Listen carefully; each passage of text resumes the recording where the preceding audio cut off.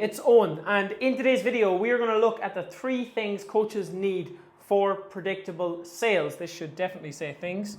And the reason I'm recording this video is because I've spoken to a lot of clients recently, and there's this kind of fear amongst coaches coming into summertime that clients are going to start leaving, people won't be interested in coaching, and it's generally one of those things that once you get in your head about it, you actually start to bring that into real life. So I want to show you what you actually need for predictable sales in your coaching business. I have survived 8 summers in the online coaching space. I've had record months, multiple summers, and I want to show you that no matter what time of the year it is, if you have these 3 simple things, you can always sign clients. And if you've ever thought about where is the next client coming from, where is the next sale coming from, if that's something that lives in your head, we're going to get it out of there and we're going to fix it today. So stick around. I'm going to run through part 1 first, and then I'm going to flip the board over for part 2 and part 3. So make sure and stick around. And without further ado, let's get into part number 1, which, surprise, surprise, is offers. Now, everyone knows the importance of an offer. We've all read the offer books.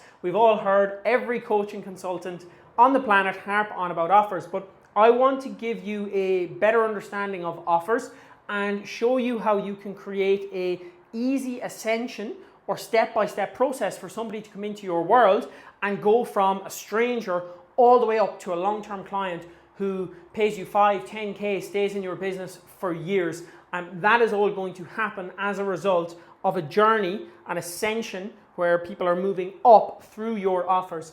And the customer path is something that we need to be aware of. First and foremost, everyone comes into your world as a stranger initially. And ideally, we want those people to end up as a client, but we also want them to help us to extend our LTV, which is effectively the lifetime value of a client. And the lifetime value is just how much a client pays you over the course of your relationship. So obviously, if you sell a 12-week program, and you never retain the client, the lifetime value of that client is 12 weeks. It's not actually 12 weeks, it's the value of the 12-week program. So let's say it's a 750 euros or dollar program for 12 weeks. The lifetime value, if you secure and keep all of your clients for 12 weeks only, the lifetime value of each client is $750 or euro. However, if you manage to retain 50% of your clients for a second 12-week block, well, then your lifetime value of an individual client who stayed for 2 12-week blocks would be 1,500 euros or dollars. And if you reliably closed 50% of your clients on a second installment of 12 weeks of coaching and 50% left, well, then your lifetime value wouldn't be $750. It also wouldn't be $1,500. It would be the midpoint between those two. So effectively, our goal is long-term clients who stay in your business, who pay you well, who stay long-term, who refer their friends. That's what we want. And that customer path, if they were to go through every possible step on the customer path, sometimes people will go direct from stranger to client if they're really in a big pain and they want to solve something. Sometimes they'll go from lead to client. Generally, the lead is the first stage. They may become a buyer before they become a client, and we'll look at each of these individually. So first and foremost, if someone was to go through every single step, every single possible step, they're going to come in here at stranger, and the first thing that they're going to do is they're going to become a lead for your business. And a lead is just an interested person, someone who has shown interest in what it is that you sell and you deliver. Now, how people define leads is always going to be different. For some people, a lead will be somebody who has specifically ask them questions about joining the program. For others, it will be someone who's joined an email list. So whatever your definition of a lead is, somebody who is interested and has shown interest and you can identify as a potential buyer for your product or service is going to be a lead. Now, we need to create offers to generate these leads, okay? If we have people coming in, strangers coming in, we need to figure out which of these strangers is actually a lead and which one is going to be a good fit for the coaching program or the service that you deliver. So generally, lead offers are going to be something free. They're going to be low commitment. They're going to be easy consumption, and they're going to be high value. And the reason that we have all of these things is because we want to generate as many leads as possible. So if it's free, very low barrier to entry. If it's low commitment, again, very low barrier to entry. Maybe you have something that is a lead generation thing, but it's 4 calls over 4 weeks. It's free, but it's very high commitment for someone to show up to 4 calls over 4 weeks. So low commitment, such as a short video or something that they can watch in their own time, is going to be an easier thing to get them to say yes to. Easy consumption. A lot of coaches fall down because they build ebooks, recipe books, these big PDFs with 200-300 pages. And to be honest, even if it's got 50 pages, reality is people are probably not reading it. It's living in a downloads folder on somebody's laptop, and they're never actually consuming it. So they're never actually getting value from it. They're never seeing your expertise, and they're basically not getting much use out of the lead magnet, which makes it look a bit useless, even though it was them who didn't use it.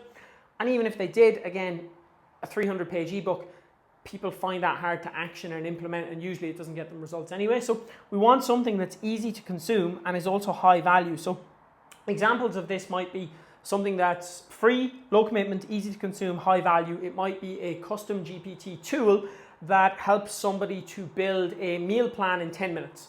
Okay, so for example, you can give it away for free. It's low commitment. They just talk to ChatGPT for 5 to 10 minutes. It's easy to consume because they don't really have to do any work. They just talk to the app, and then the app spits out a meal plan at the end, so it's very, very high value.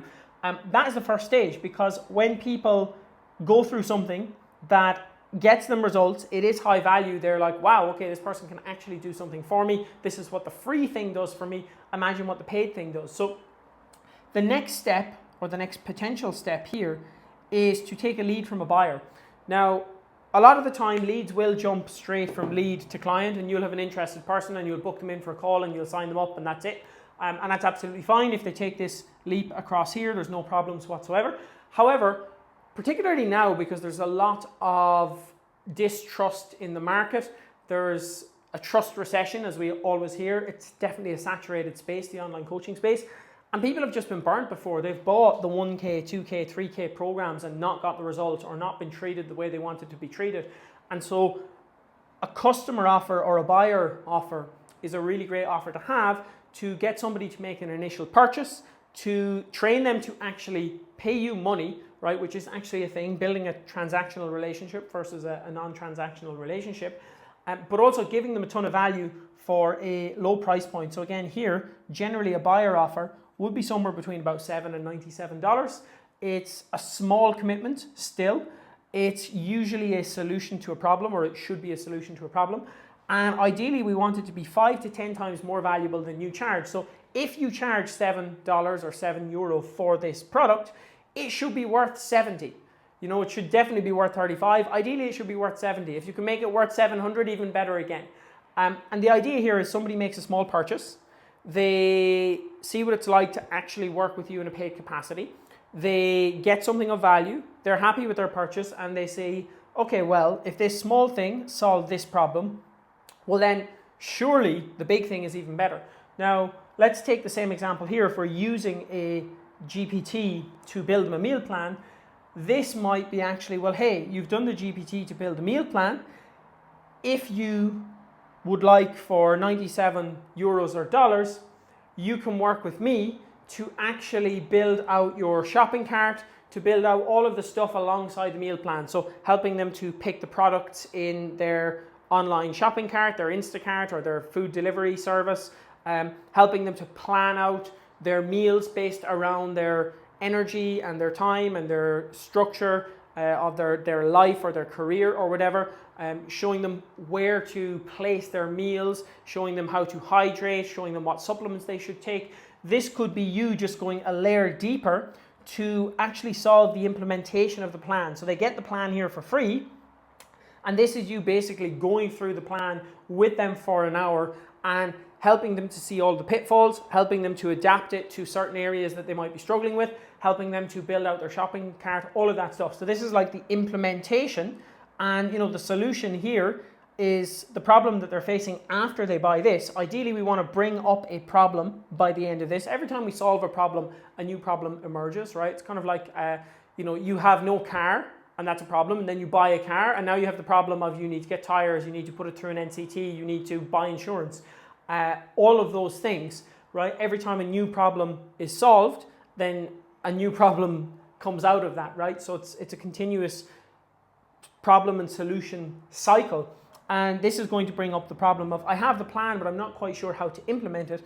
Okay, here's a $97 customer offer or buyer offer, and we can work on that together. Now, the purpose of this is that you are spending time with this person, you're building a lot of know, like, and trust, you're showing your expertise, you're giving them value, and they're basically having a good customer experience, which makes them much more likely to want to come along here and join your client offer. Now, client offer is what everyone is trying to sell. You have one, I have one, and a lot of the time people are kind of, they're just trying to get strangers straight here, and it can happen, of course, but generally speaking, especially in today's market, it makes more sense to put people through a couple of different offers that can build some know, like, and trust with you. This is typically a 1K to a 3K program. Again, euros, dollars, whatever your currency is. It's a big commitment, so usually 12 to 24 weeks, might be a 16 week, whatever, but it's usually a big commitment, and it delivers a transformation. So it's not just a solution to a small problem, but it's actually a full-on transformation, solving all sorts of problems. And if you're charging somebody 1 to 3K, you should be delivering something that is life-changing.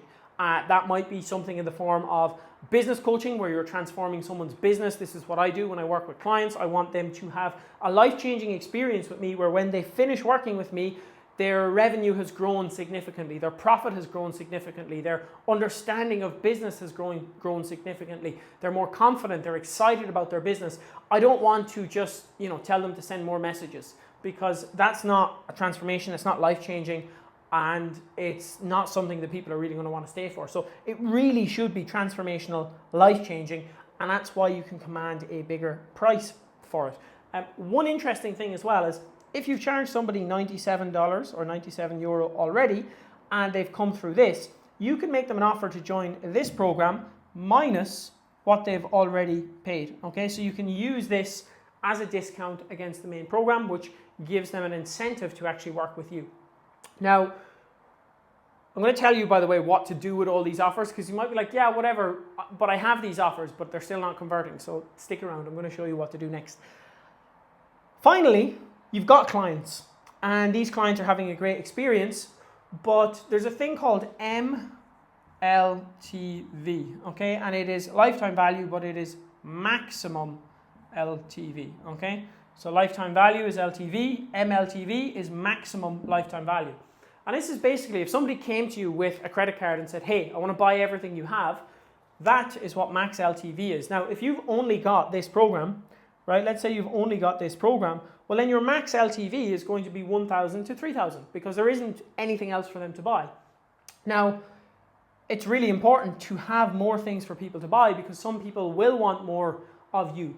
And this is where your LTV maximizers, your client, current client offers come into play.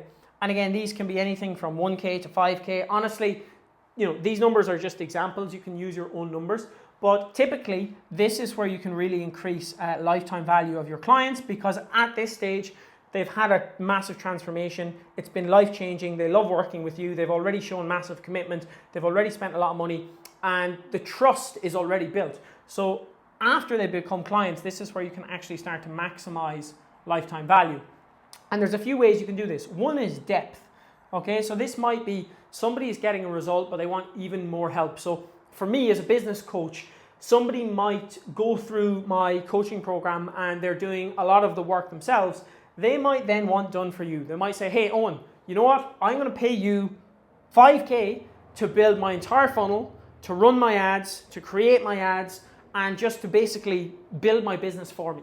Okay, and that would be a depth experience. They would have more of me. We might catch up every single day for a certain period of time while we build out these assets, and it's basically done for you. I do the work, right? So the reason that they might pay for this, by the way, is speed. Okay, because they get stuff done, speed, and quality to an extent as well. If I've done this 100 times and they're doing it for the first time, realistically, when I do it for them, the quality is going to be better the first time around. So they might pay for speed and quality.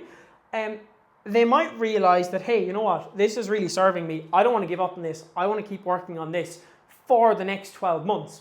And they might be happy to do a paid in full, where they pay me for 12 months up front, minus 20% discount. for example, okay? So they may come in here as a client for, let's say, 6 months, and at the end of 6 months, they might say, hey, I want to stay for another year. I can see what's happening, and this happens with a lot of my clients.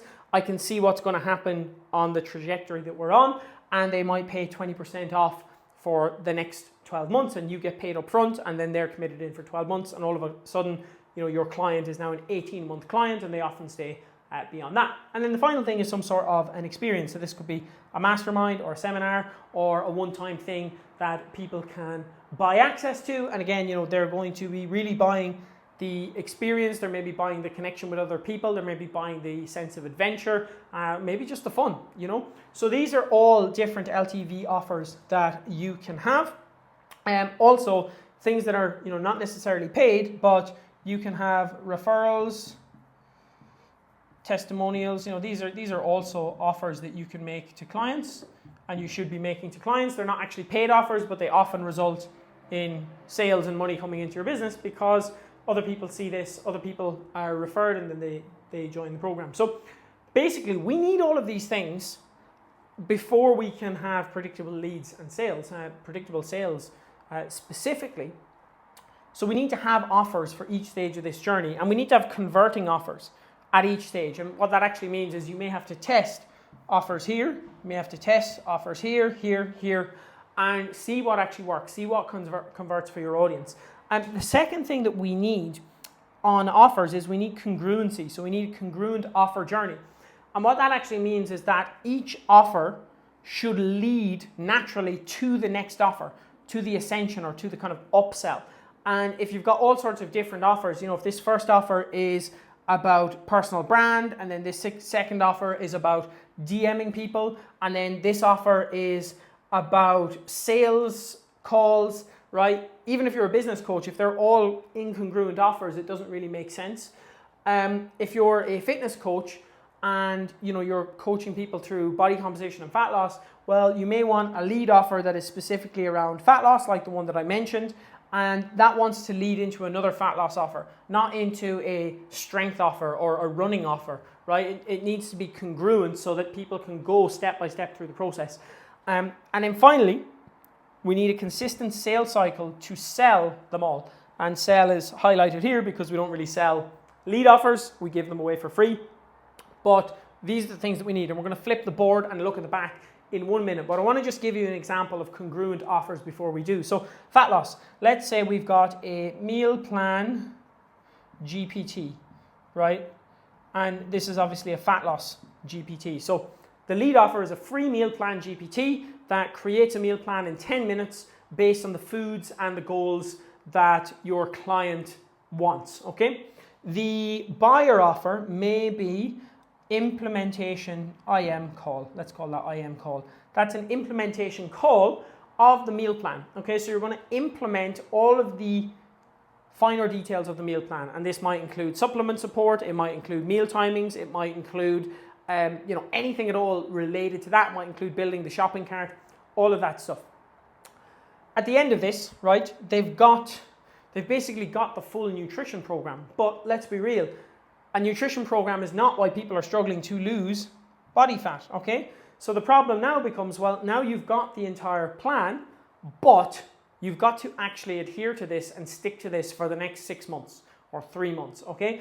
And so the logical next step here is the 3-month transformation, which is basically the implementation of what was on the call, okay? So we're moving slowly but surely down, and then after someone has completed the 3-month transformation, you might say, well, hey, you've done brilliantly, you've lost 10 kg, and in 10 kg time, right, after another 10 kg, you're going to be in crazy shape. I would like you to join my photo shoot group, okay? And that is basically another offer or an upsell because they've done the basics of fat loss, and now this is really like an identity-based transformation where they're stepping into the next level version of themselves and joining a photo shoot. Personal branding example, just if you're in the business space, it's worth doing this. Again, this might be something like a values GPT, okay? Because a huge portion of your personal brand is based on your values, and that's for another video, but this might be a GPT that helps you to find your core values, based on information that you give it. The second part might be an implementation call, right, which is a buyer offer here, and that might be actually turning that into a content plan, okay? So it's like now you've figured out the values, we're going to turn this into a content strategy, okay, for your personal brand.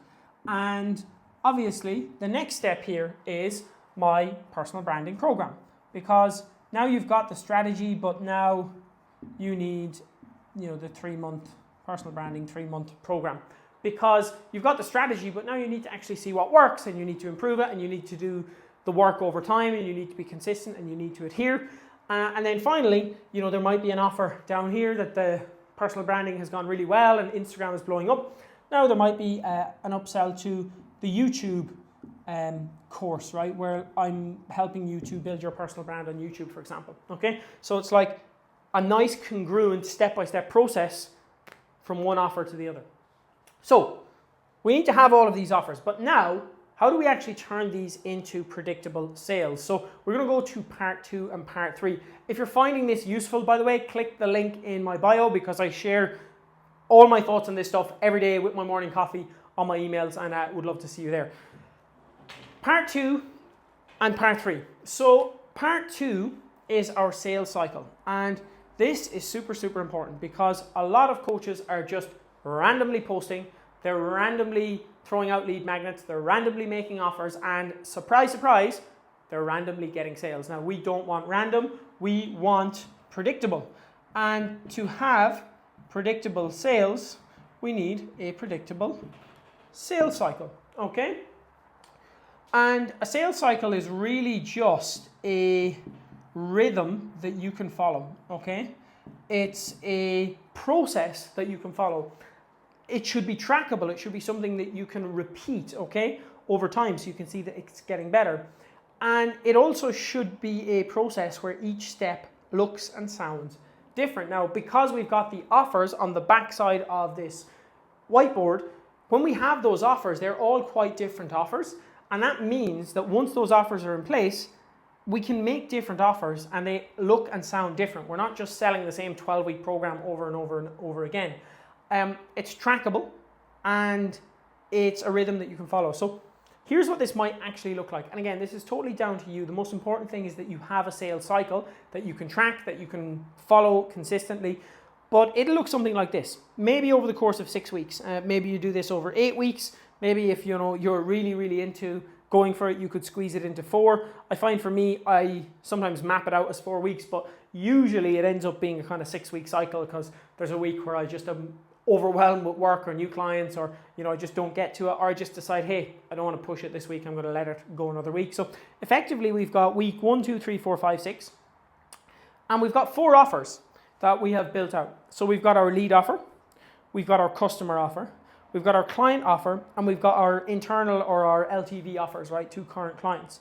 Now, we basically want to dedicate 1 week out of our sales cycle to each type of offer.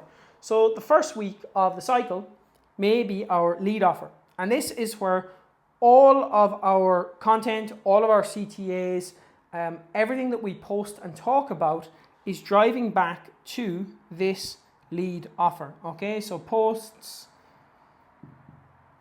CTAs, whatever, videos, like everything, right? Convos, everything drives to this lead offer. And it makes it much easier for us to understand what we should actually be talking about in that week and what we should be selling. And we'll look at content in 1 second. The second week, we're going to have the customer offer. And ideally, what's happening is in this first week, we're generating some leads. We're giving them something free. We're offering them some value. And then in the second week, we can come along and offer them the next logical step, which is the customer offer.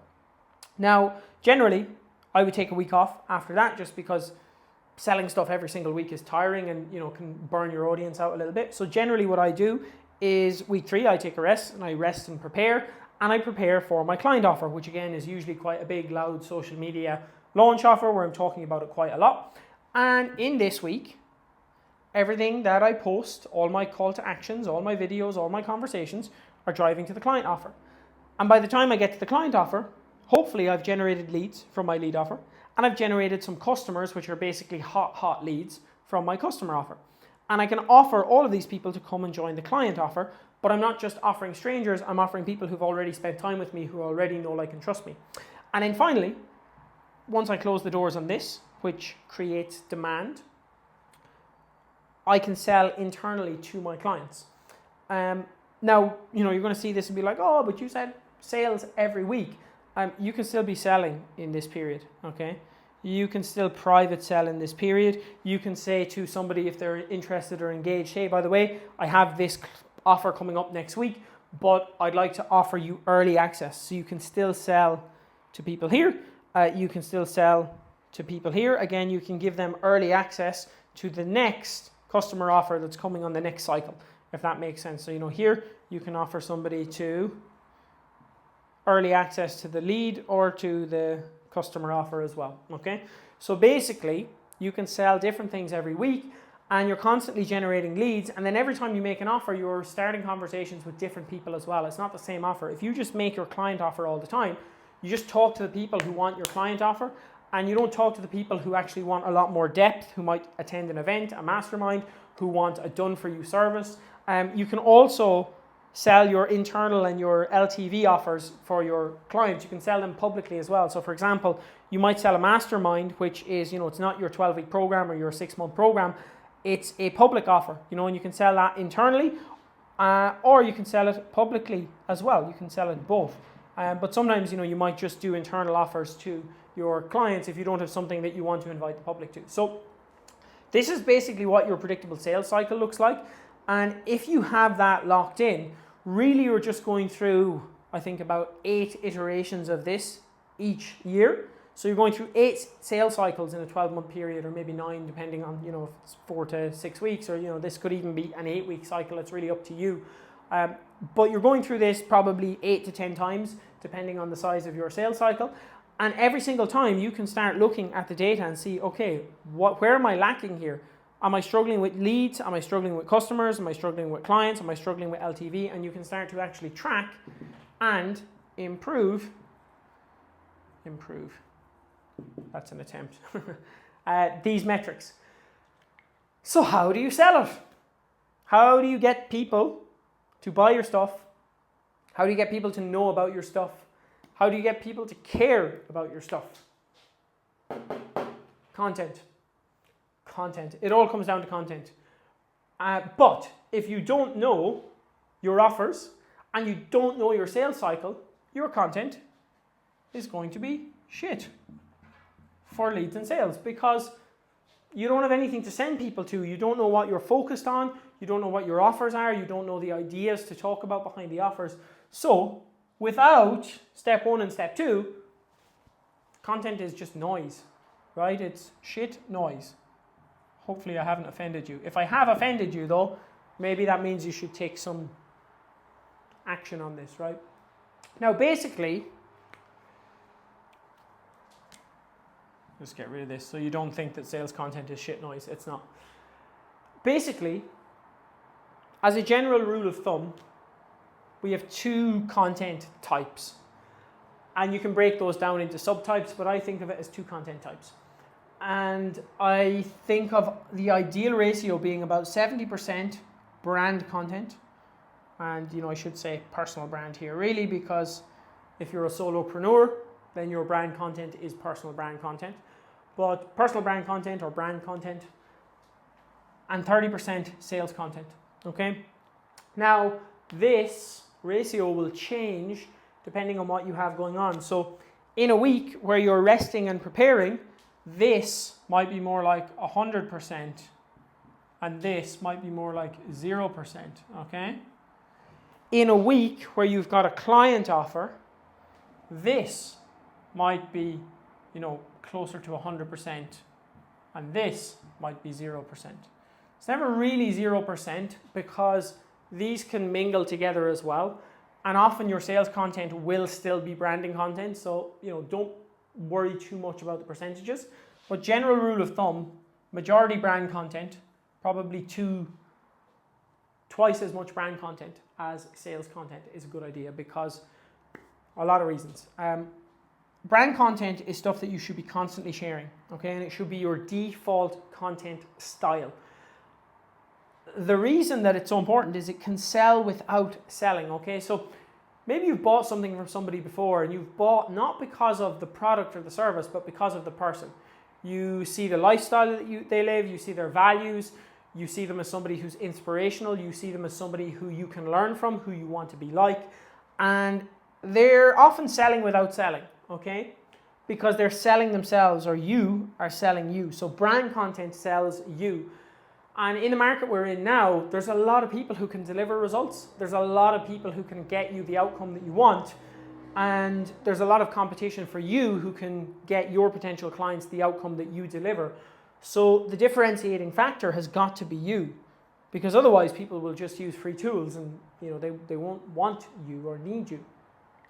Now, this also has the added benefit of brand content gets more views and engagement and followers overall, and those are not the most important metrics, but if you just post sales content all the time, the algorithm is going to punish you and you're not going to get found or seen by the people who would watch your content and build a lot of know, like, and trust with you, okay? So your brand is what builds know, like, and trust, and this is where people want to work with you over somebody else. It's not because you've got a better system, it's because they trust you, they've spent enough time with you, they see that you know what you're talking about, they see that you can help them, and they get to a point where they know, like, and trust you, and they see you as the person who also has the solution, and that is what makes the sale.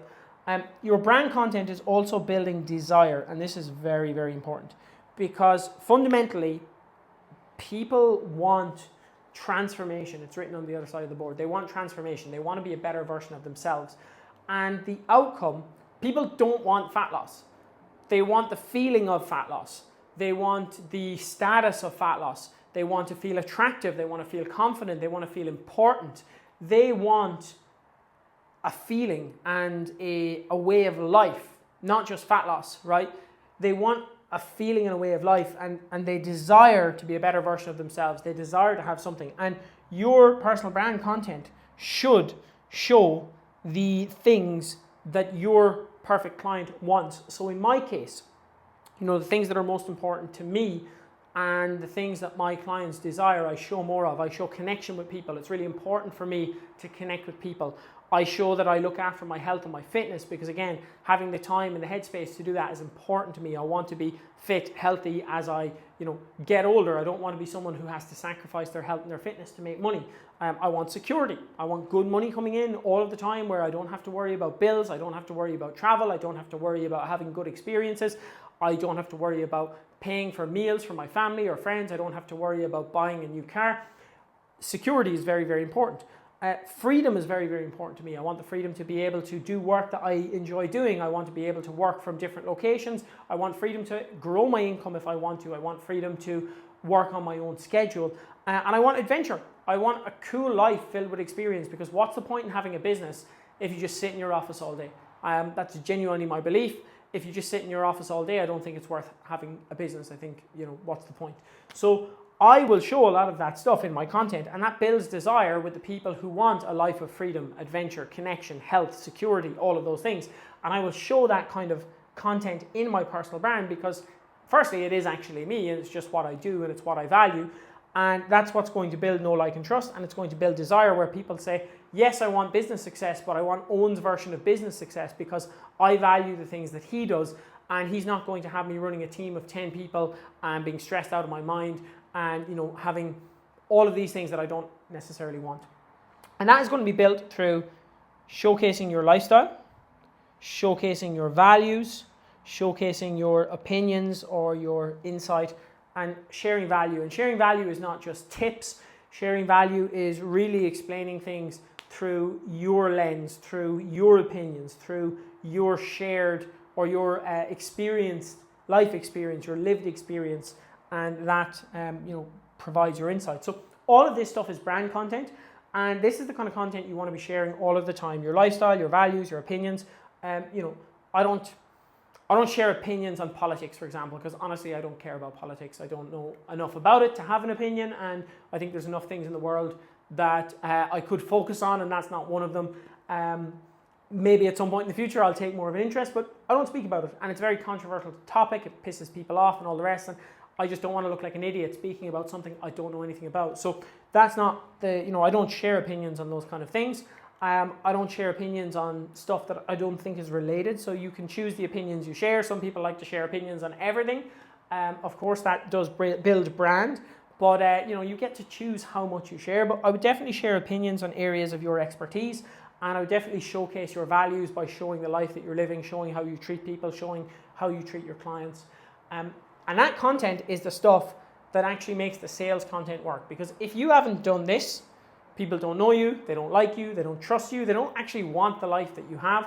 And if you've got a boring life and you're just sitting in your office and that is your brand, like most people are not going to actually want that life and that outcome. So you need to make sure that you're actually leveling yourself up, right? That you are developing yourself and sharing it. Like that is probably one of the most important concepts in personal branding, is develop yourself and share it. And that actually makes your sales content work. So sales content should be used strategically. It's selling the specific offer of the week. And it's direct selling, right? So it is direct selling, talking about the product, talking about the call to actions that you have. It sells your offer. And when you have these offers and you know that this week I'm running a lead offer and maybe it's a fat loss offer, well, you want to be speaking about why that fat loss offer is important, what it's going to do, how it's going to change things for them, how it's going to make their life easier, how it's going to remove some friction from them getting the result that they want. That's all sales content. And you can obviously tie it in to brand content where you explain this is how you do it, right? So it's sales content, but it's also brand content where it's like, this is how I stay at 10% body fat year round. This is how I structure my supplements so that every morning when I wake up, I have a fresh head and I'm ready to attack the day and make money in my business. This always asks for actions, right? And it is the first step in your sales process. So it asks people to do something. Personal brand content doesn't always have an ask and shouldn't always have an ask. It should just be you sharing without expectation. Sales content should have an ask so you can judge how well it's performing and you can actually get the asks and make the sales. This creates demand, okay? Because desire, they want what you have, but offers with urgency, scarcity, specific time frames for people to join things, that actually creates demand. It lets the market know what you have, the problems that you can solve, and it gives them the opportunity to join. It's going to be very focused on outcomes, your methods, your results, your testimonials. And again, this is going to be a lot heavier in a week where you're running a big sales campaign. In a lead offer week, it might be still like the 70-30, but the 30% of sales content is going to have CTAs to your lead offer. And that is how you have predictable leads and sales as an online coach in 2026.